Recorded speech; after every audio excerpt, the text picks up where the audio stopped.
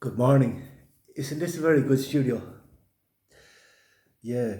Well, I'm back in Veliko Turovo, and it's Turnovo. Turnovo. I'm always calling it Turnovo. It should be Turnovo. But I'm back in Veliko Turovo. And I have to say, it's nice to be back. But there's a reason I'm here. There's always a hypothesis that has to motivate me to come here. You can't just tell me to go to Veliko Turovo and I'll go. It's not that simple. There has to be a hypothesis. There has to be a reason. I'll always say, well, why would I want to go there? I won't have to ask. It'll be a prior agreement or a prior. The first question I'll ask is it conducive to the goal? Is it conducive to the goal? Now, I've often talked about how I want to build an empire, but the attainment of a goal is achieved by the attainment of a series of smaller goals in chronological order. And one of those smaller goals was to put a golf course, a ladies' gym, and an airsoft business here in Veliko Turovo. Because if you want to spend money on property or anything else, and for it to be any great value, for example, like there was a hotel down there for sale for 12 million. Now, since I've been here last, it's reopened, so someone might have bought it, I don't know. But I would never have spent that money without first investing in the infrastructure around it. You have to give people a reason to come here. So if you have a golf course that we can do business on, if you have an airsoft business, I have a whole strategy behind the airsoft business, but I'm not. I'll tell you that again. And then the ladies' gym, which of course I was going to do my fitness platform from, stream the content from the ladies' gym. Um, that was the plan, like, because finite and infinite, finite and infinite. You must have a balance of finite and infinite. Like for every finite business, you must have an infinite business. So the network would be the web would be the infinite, obviously, But yeah, so I have to have a hypothesis like to come here, like So for example, a hypothesis being a possibility and a probability, but still not an expectation. And it takes work to make that distinction and to make sure that you're acting on a hypothesis, but always keep in mind that's a hypothesis, because reality has not met my expectations yet. It's just a possibility and a probability, and you ask yourself then, is it a live hypothesis? Could it come to fruition? Should I take this action? You know what I mean? But if I don't take this action, it can never happen. But then that's a hypothesis. You either decide then, yes, this is a live hypothesis, I'll take this action on the basis that this is a possibility and probability. So you'll say to yourself, why Veliko Turovo? Well, I had a plan, because, as I say, a hypothesis.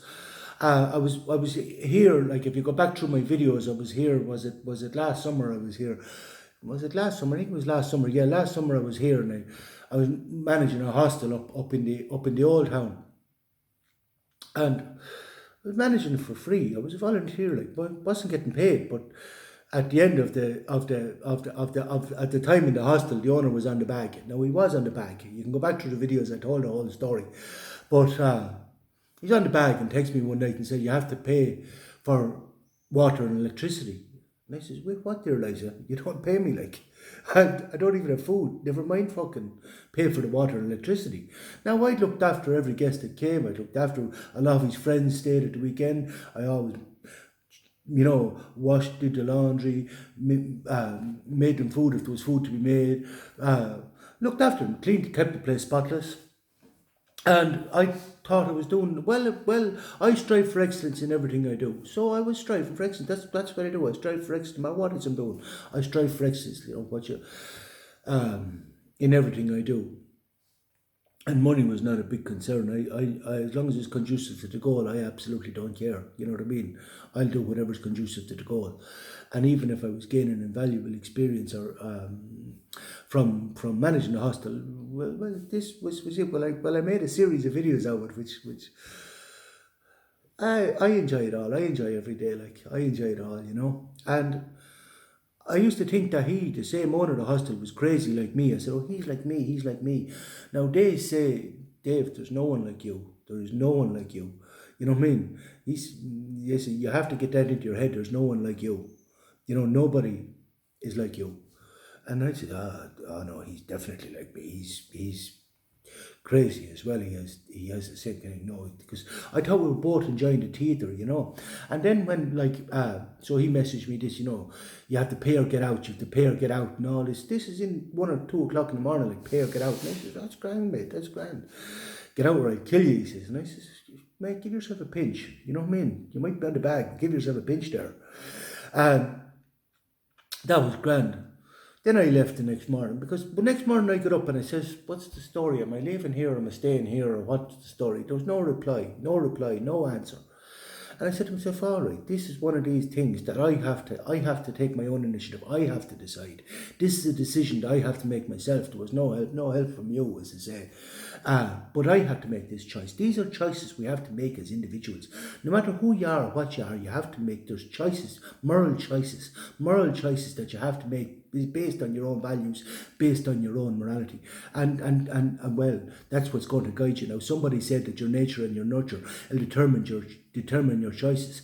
Now, that's Sam, what's that fucking idiot's name? Sam, the lad is, I'm wasting fucking time. Anyway, Sam Harris. Now, Sam Harris saying, like, that quoting Schopenhauer. And I said, what the fuck's he doing quoting Schopenhauer? I said, he's an atheist, like, you know what I mean? Like, how could he even understand Schopenhauer? He's an atheist, for God's sake. And then he was taking Schopenhauer and twisting it to suit that, interpreting Schopenhauer as in all your choices. A man can want anything he wills, but he can't will what he wants. That's basically it. A man can. But anyway, you get the idea. And Harris was saying like that all your choices are determined by your conditioning, by your nature and your nurture. You know what I mean? Your nature and your nurture, basically. That's what determines what choices you make and what you want and what you won't want. Now, that's not true. That's true for a lot of people, yeah. But if you develop your faculty of reason, you can establish your own values and define your own morality. Now, this takes a bit of fucking work and a bit of fucking philosophy. And a bit of an understanding of life, which will change your whole perception of life, your whole way of seeing life. Everything, changes everything. And then you establish your own values and define your own morality. And then your choices are subject to reason. Even if it's a spontaneous choice, it will be determined by your values and your morality. Your values and your morality, which if you spend time changing your conditioned values and defining your own morality, what you think is right, what you think is the right thing to do, what is the right action, and then not following money or not being materialism or not following power or wealth, wanting nothing, expecting nothing, fearing nothing, then you're in it. Your actions are not determined by your feelings, they're determined by pure reason. Now, in this situation, it wasn't reason, because reason is usually a discourse between the two of us, between me and him. Reason is usually a discourse between us to decide on the best course of action. But in this instance, there was no reply. So I just went, mate, this is a fucking easy choice for me. I'm out here. Now I have no money, nowhere to go, no fuck all. I just, mate, this is an easy choice for me. I'm out here, I'm out here. Not to enslave a man faster than his desires. Now, this sort of level of oppression could only get progressively worse. If I was to squirm down and bow down under this, I said, it could only, history will teach you, it only gets progressively worse. That's what happens with the weak. The weak, when they find the vulnerable, they oppress them, they oppress them. But doesn't matter. So that was grand anyway. That was grand. I fucked off out there, long story short. But then a few months ago, someone said to me that the hostel in Veliko Turovo was closed. It was in a sort of a dilapidated and run down condition. The gardens were overgrown and that sort of thing, And I said, Jesus, that'd be very interesting. That'd be an interesting little business. And I said to him, that'd be an interesting little business for you. Why don't you have a crack for it? And he says, whatever. Then my soul said to me, why don't you make a play for the hostel? Message your man and make a play for the hostel. You know what I mean? You could start your start there. You could have your lyceum. You know what I mean? And I said, oh no, man, no, I'm not doing that. I'm not doing that. I said, I'm not being stuck down in the hostel again. I said, I have that experience. Thanks very much, but I don't want to be stuck down in the hostel. I don't want to be stuck down in the hostel.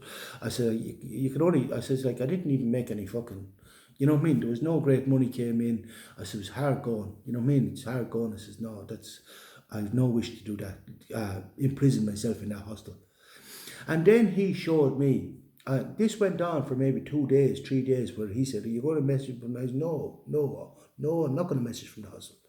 Now, the last contact there was between us was when he said to me, I think it's best if we never see each other again. And I messaged him back and I said, I love you. I said, to be honest, we're going to be very rich together. Now, that was the last message I sent him back. Now, then he was saying to me to message him over the hostel. I says, grand. But anyway, so I said no, I'm not doing it. Then he showed me a video from this lad called a Spudman, a fella giving out baked potatoes out of a van.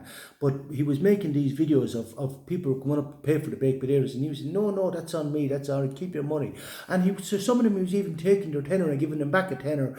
To some he was actually giving them a fiver. You know, he was giving out free shit, free potatoes, free money. Now I don't know if he's doing this all day, or if he's doing this for an hour a day, or if he's doing this only in the morning. But basically, like, this was 2.6 million views on the videos. And I says, Christ, that's crazy views. And then it struck me, this is Marx's prophecy, that communism will only emerge from extreme capitalism. And I says, oh fucking hell, man, this is communism. Everything is fucking free, emerging from extreme capitalism, which is coming from the views and the videos. This is how the likes of Mr. Beast can give away so much fucking money. Because it's he's so many views that he can afford to just give away money. And this is communism. Cash on TikTok the same. This is communism emerging from extreme capitalism. Marx's prophecy. And I said, that's a great fucking idea. Go down there, I said, take that hostel, do a deal for the hostel, pay rent, pay for whatever has to be paid. And I said, and invite it, throw it open, free. But people have to book maybe one lev, and then give them free breakfast, give them free tea. Invite people to play music, do philosophy, bring something to the table, do yoga, come training, do whatever the fuck they want, as long as they're fucking interesting. I don't need boring cunts. And this was to be the plan. And then we'd grow exponentially, like the Spudman, because anyone who came to his van was, oh, am I on video, sharing these videos, and then he gets such big views. So if you're into doing podcasts and little videos and streaming content from the hostel with interesting people, it grows exponentially because these people shared, their friends shared, and it grows quite quickly. And then you can afford to feed them. Now, initially you might not be able to feed them in the start, but this is communism. Everything, come here and stay in our commune, everything is free. Now, I would have to put maybe a limit on it because we want to stay turning over the water, so we'd have to put maybe, maybe 3 months for some and maybe a week for others, maybe a day for others. Depending, you know what I mean? Like it's a meritocracy, it's meritocracy. What the fuck are you bringing to the table? But this was a great fucking idea, and I said, oh, that's a great fucking idea. That's fucking class. That's class. Marx's prophecy. Communism emerging from extreme capitalism. I said, that's brilliant, mate. That's brilliant. And then I fucking messaged him the whole fucking plan. I said, we can do this golf course together, we can do the ladies' gym together, and we can do the airsoft business together. And he was there, no. Now, when I just laughed at it and I said, here, now is not the time. But I keep thought this lad is like me. But then I said to myself, oh, it's time now. I said, when I left Sophie there, it's time now to do this. But I wasn't going to do the hostel. I was going to do I told you, plan. I was going to do the training for change your body. And we had 10 a month subscription because I have to eat like. And then obviously I had to pay the bills and I had to feed them. I couldn't, I had to focus on what is in my control, and it's in my control to charge for my information. But then, anyway, I came down here anyway, and he belittled me in front of his friends and told me to fuck on myself, fuck on. And I just said, mate, I thought you were like me. I just thought to myself, I thought you were like me, but you're just another stupid cunt. He's just another stupid cunt. You know what I mean? He's just another stupid cunt that cannot see the potential, that cannot see fucking past himself. He's just a stupid cunt. And I, all the while, and I thought he was intelligent, I thought he was like me, and I just said, like, connected, like, crazy, like. But I said, no, mate, you're just another stupid cunt. You know, everything is choice. And these are choices we have to make. This is free fucking will. To be able to open your fucking eyes, see the potential, and fucking act accordingly. Now I'll never have anything to do with that cunt. Never. Because once he belittled me and told me to fuck away from his door, that's a line. I will not, and no matter what he says, I'll dig the heels in. I won't back down. I may get off.